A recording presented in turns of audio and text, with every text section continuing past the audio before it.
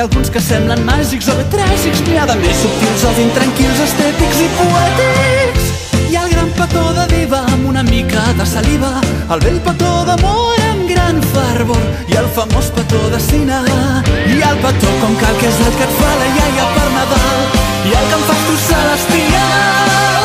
Regala petons, regala petons, que és Nadal i es desenfrenen totes les passions.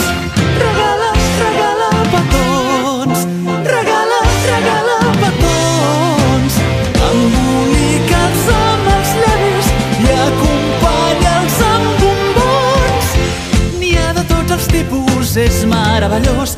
Algun és més senzill i algun pompós. N'hi ha algun que és com de plàstic, fa molt fàstic. N'hi ha de molt sensats, desenfadats, preciosos, llefiscosos. El dens petó de tieta et deixarà la cara neta, i n'hi ha un de perillós molt luxuriós, el temut petó caníbal. El petó de pintallavis és el més embrutat.